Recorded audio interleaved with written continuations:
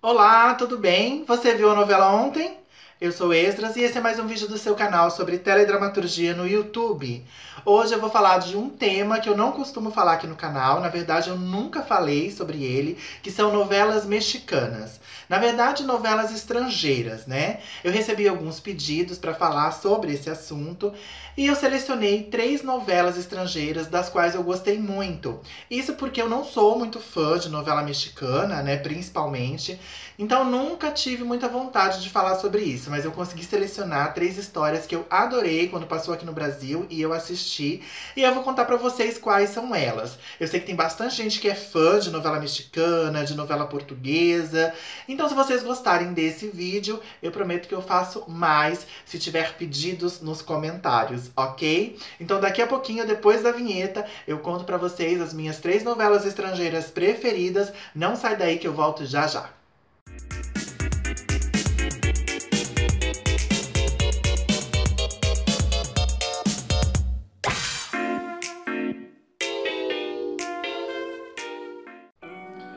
A primeira novela, então, dessa listinha de 3, não é uma novela mexicana, ela é uma novela venezuelana, que foi exibida aqui no Brasil pela Bandeirantes em 1997.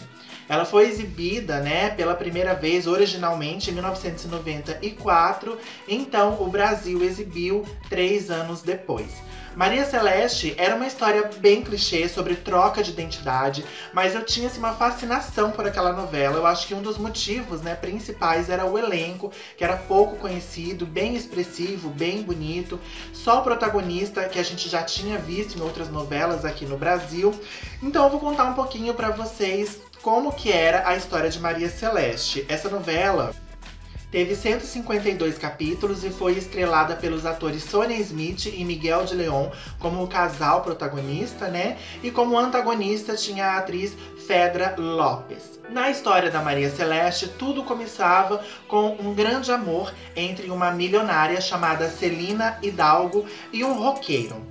A Celina era filha do poderoso milionário Dom Patrício Hidalgo, então ela se apaixonava por esse roqueiro, né? E sem a aprovação do pai, ela decidia viver o romance da mesma forma, então fugia de casa para viver o seu amor. Os dois acabavam se casando, mudavam-se para a Colômbia. Lá eles tinham uma filhinha chamada Maria Celeste, a nossa protagonista.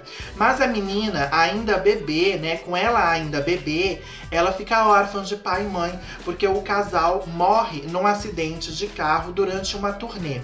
Esse acidente também vitima um colega de banda do pai da Maria Celeste. E esse colega, ele é marido da personagem Martírio Paniagua. A Martírio, como ela vê a menininha ainda bebê, sem pai e sem mãe, ela resolve pegar a Maria Celeste pra criar.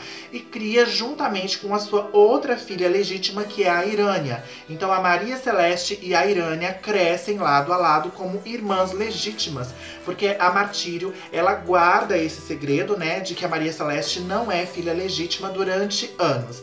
Mas já adultas, a Irânia e a Celeste, elas se tornam personalidades completamente opostas. Enquanto a Maria Celeste é um poço de candura, de amorosidade, é um ser humano generoso, tranquilo, a Irânia é completamente mau caráter, sem escrúpulos. E aí a diferença entre as duas não fica só no caráter, não. Elas também têm uma diferença física muito grande. A Maria Celeste é uma mulher loiríssima, lindíssima. E a Irânia é uma morena também de parar o trânsito. Em comum, as duas têm os olhos claros, belíssimos, né? Que fica mais em destaque na vilã Irânia, porque tem o cabelo preto, escorrido. Então, o destaque dos olhos claros fica mais evidente na Irânia. Mas as duas têm essa personalidade bem diferente. E isso aí vai se destacar bastante quando a Irânia acaba se envolvendo em problemas com bandidos na cidade onde ela vive. E com medo de que aconteça alguma coisa mais grave com a sua filha, tanto a Martírio quanto a Maria Celeste decidem ajudar ela. Então fogem as 3 da cidade e vão parar na capital, se hospedando ali numa pensão. Tudo isso para salvar a pele da Irânia. Mas a Irânia não tem jeito, mesmo a sã e salva dos bandidos, ela continua aprontando, principalmente quando ela descobre que a Maria Celeste não é sua irmã legítima, mas sim filha verdadeira da milionária Celina. Dessa forma, ela é neta do Dom Patrício, né? O dono de todo o patrimônio que a Celina abriu mão por causa do seu grande amor. E a Irânia, então, ela arma um plano, munida dos documentos da Maria Celeste. Ela vai lá bater na mansão do Dom Patrício, se dizendo a neta que ele nunca conheceu, filha da sua única filha, Celina. O vovozinho lá, né, o empresário riquíssimo, o Dom Patrício, ele fica mexido com aquilo, recebe a Irânia como se fosse a Maria Celeste na sua casa. E aí começa a tratá-la como neta e ela começa a viver, né, no bom e no melhor, na sombra e na água fresca, como ela sempre quis. Porém, a Irânia, ela é muito ambiciosa e, além de ambiciosa, ela é invejosa. Ela não se satisfaz apenas com toda a riqueza que ela conseguiu usurpar da irmã. Ela quer muito mais, ela quer absolutamente tudo que é da Maria Celeste. Tanto que quando ela conhece o Santiago Aspurua, vivido pelo Miguel de León, que é afilhado do Dom Patrício, ela logo cresce o olho. Mas ela só cresce o olho em cima dele quando ela descobre que ele conheceu por acaso a Maria Celeste e se apaixonou perdidamente. Claro que ela não vai deixar barato, ela também vai querer roubar o apaixonado da irmã, né? O homem que está apaixonado pela irmã dela. E essa, então, é a história principal da Maria Celeste. A gente fica ali roendo as unhas pra saber, pra ver quando a Maria Celeste vai descobrir toda a verdade sobre a verdadeira identidade dela, como que ela vai reagir, sabendo que aquela que ela sempre considerou irmã e teve carinho de irmã a vida inteira, usurpou a vida dela. E sem contar na briga pelo amor do Santiago, que as duas também vão disputar o amor deste homem. Essa é a história da Maria Celeste. Eu achei uma novela maravilhosa que foi exibida aqui no Brasil em 1997. E não só isso, né? Maria Celeste, naquela época que foi exibida pela Band, a Band investia bastante nessas tramas de fora do Brasil, tanto que produzia também trilhas sonoras. Então a Maria Celeste teve 2 trilhas sonoras, uma nacional, uma internacional, com capas lindíssimas, né? Onde a Maria Celeste estrelava ambas as capas. Então, assim, foi bem bacana. E a minha segunda novela favorita, então, que não é brasileira, é uma novela que foi exibida pelo SBT na extinta sessão Tarde de Amor, no ano de 2001. Camila. Camila também era uma delicinha de novela, gente. Contava a história da protagonista Camila, vivida pela atriz Bibi Gaetan. E passava naquela sessão chamada Tarde de Amor. Originalmente ela foi exibida no México em 1998 e foi bem curtinha, teve só 90 capítulos. A história da Camila era a seguinte: a protagonista, né, era uma linda camponesa, simples e humilde, que vivia num povoado com seu avôzinho amado chamado Genaro. Lá o avô dela criava galos, galinhas, né, no ranchinho ali onde eles viviam, e ela era muito feliz. O maior medo do seu avô era perder a sua netinha, era que a sua neta fosse enganada por alguém, não fosse uma pessoa feliz. Então ele tratava a netinha como um bibelô e os dois eram muito felizes naquela vidinha, até surgir no rancho, naquele povoado, o ambicioso advogado Miguel. Miguel, vivido pelo ator Eduardo Capetillo. O Miguel, ele se apaixona perdidamente pela Camila à primeira vista e ele fica tão enlouquecido que ele decide pedir a mão dela em casamento pro avô, porque ele sabe que ela é uma jovem diferenciada das jovens que ele está acostumado da capital, né? É uma jovem virgem, pura, e que não vai dar bola pra ele se ele não quiser algo sério. Então, muito esperto, ele já pede a mão dela em casamento assim que conhece. Em questão de dias, os dois acabam se casando. Tudo isso o Miguel faz com a intenção de levar a Camila pra cama. E eles consomem é ótimo, né, gente? Eles consumam o casamento, né? E dias depois, então, o Miguel ele volta pra capital, prometendo pra Camila que assim que ele resolver a situação dele lá na capital, arrumar uma casinha pros dois ficarem juntos e morarem juntos, ele volta pra casar com ela no religioso e levar ela, então, pra capital. Ela, ingênua, acredita, o avô também, apesar de ser um pouco mais esperto que a neta, acaba acreditando na boa índole daquele homem, né? E assim acontece. O Miguel volta pra capital, ele realmente se apaixona pela Camila, mas a ambição dele em se dar bem profissionalmente, em crescer como advogado, é muito maior do que qualquer outra coisa. Então, quando a jovem e mimada Mônica, filha do dono do escritório de advocacia para o qual o Miguel trabalha, se apaixona por ele e fica praticamente obsessiva, ele vê aí a oportunidade de ascender profissionalmente o mais rápido possível. E assim acontece, né? Ele começa a namorar a Mônica, que em seguida já quer se casar com ele. E o que ele faz? Ele esquece completamente da Camila, decide que ele não vai voltar pra lá pra buscá-la, nem se casar com ela no religioso, e termina todo o relacionamento dos dois por carta. Mas quando essa carta chega ao destino, quem recebe ela é o avôzinho da Camila. Ele não deixa que a Camila leia a carta que chega até as mãos dela. Ele fica super revoltado, super indignado e vai sozinho pra capital atrás do Miguel tirar satisfações. Chegando então na cidade, o seu Genaro, ele sofre um ataque do coração e morre sozinho, né? Ninguém sabe o que aconteceu com ele. E a Camila fica muito preocupada porque não tem mais notícias do avô, não tem notícias do marido. E ela decide sozinha então ir pra capital ver o que aconteceu. Chegando lá, ela se hospeda também numa pensão de uma senhora chamada Chayo. E essa senhora fica muito amiga dela, começa a ajudar ela. E essa senhora descobre que o Miguel, ele está de casamento marcado com outra mulher, uma filha do milionário advogado para quem ele trabalha. Ela abre os olhos da Camila, que não quer acreditar no que está acontecendo, mas a Camila vai então até a porta da igreja no dia do casamento e acaba verificando com seus próprios olhos que era tudo verdade, que o Miguel a enganou, e ela fica devastada. A partir de então ela decide esquecer o Miguel e seguir a sua vida sozinha. Ela não vai voltar mais pro povoado, porque agora ela tá sozinha. Não tem mais notícias do avô, parece que ela descobre que o avô faleceu, né? Ela fica muito mal por isso também. E ela resolve, então, trabalhar, batalhar sozinha. Só que no meio do caminho ela se descobre grávida do seu marido. E aí complica o meio de campo. E é aí que ela acaba também entrando na vida do patrão, né? Do marido dela sem querer.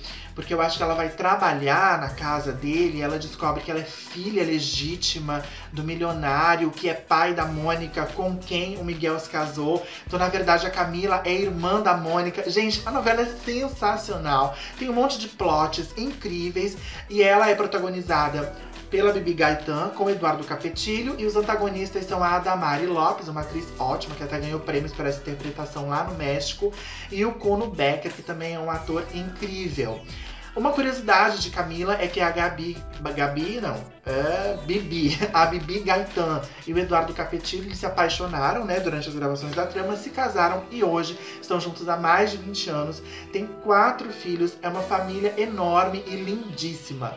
Vocês têm que procurar, procura no Instagram, vocês veem como eles estão hoje, é muito legal de acompanhar essa família. Então, adorei Camila, acho uma novela super bem feita, assim, bem clichêzinho também, mas adorável. Já a terceira e última novela que eu gostei demais, que também foi exibida pelo SBT no finalzinho dos anos 90, é O Privilégio de Amar. Essa não tem quem não conheça, não tem quem não se lembre, porque ela foi muito famosa, né? Ela veio aí pelo SBT em substituição ao grande sucesso A Usurpadora, que tinha bombado ali em 98. Então, assim que a novela estreou no México, em seguida o SBT já comprou e já exibiu. A novela foi exibida entre 1998 e 1999, terminou ali em meados de 1999 no México e estreou no finalzinho de 1999, no mês de novembro, aqui no Brasil. E contava a história da Cristina, né? Era uma super trama, assim, muito interessante, que tinha 2 fases. Essa trama, ela também não foi muito longa, né? Ela foi exibida em 155 capítulos e os atores eram a Adela Noriega, o René Strickler, Helena Rojo, o César Évora, né? Como os protagonistas ali, e também a antagonista vivida pela Cynthia Clitbo, uma atriz incrível que arrasou em vários níveis no papel da vilã Tamara. Como eu falei, ela começou ali, teve uma primeira fase só de um capítulo, né? Bem rapidinho para situar o telespectador na vida triste da Luciana, né? Que é uma bela órfã que trabalha como empregada doméstica na casa do jovem seminarista João da Cruz. Eles se apaixonam, passam uma noite juntos, só que na manhã seguinte ele parte pro seminário, né? Ele ali fica na dúvida se ele vai, se ele fica, mas obrigado pela mãe que criou ele para ser padre, ele vai embora. E a Ana Joaquina, que é a mãe do João, uma mãe super protetora, uma mãe assim leoa, capaz de matar uma pessoa para defender o filho. Ela proíbe que a Luciana volte a se aproximar do seu filho e expulsa ela da sua casa, que se descobre grávida e completamente sozinha, né? Desprotegida, né, diante do mundo. Quando o seu bebê nasce, ela fica desesperada, né, e abandona a filha na porta de uma mansão, na esperança de que ela seja adotada.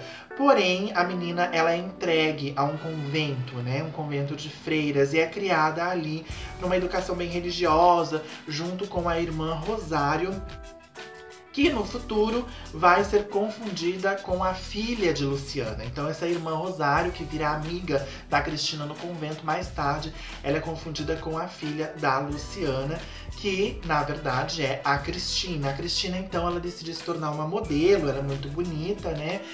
E a Luciana, depois de passar muitas dificuldades na juventude, ela se torna uma modista muito famosa, né? Ela abre uma empresa de moda e a Cristina, aliás, conhece a mãe sem saber que é a sua mãe através do seu trabalho, da sua profissão. Ela começa a crescer, a ascender como modelo e aí ela começa a conviver com a mãe direto, né? Como elas não sabem que são mãe e filhas, no primeiro momento, o santo das duas não se bate, então elas se maltratam, elas se distratam, né? São muito ríspidas uma com a outra, mas principalmente porque a Cristina, ela acaba se envolvendo amorosamente com o Vítor Manuel, que é enteado da Luciana. E aí a Luciana acha que esse romance não vai dar em nada, que é só mais um romance, né, na vida do Vítor Manuel, até porque ele é noivo da ensandecida Tamara, que é outra personagem à parte incrível. Então existe aí essa rixa entre a Cristina e a Luciana. Com relação a Tamara, que é a noiva neurótica do Vítor Manuel, mas com razão, porque o Vítor Manuel é um baita de mulherengo, ela tem um surto em determinado momento da novela, ela raspa o cabelo e fica careca, assim, e é muito legal porque isso tudo aconteceu muito antes do surto real da Britney Spears, em 2007, quando ela raspou a cabeça, né, e teve um pico grande de depressão. Então a novela, ela foi exibida em 99.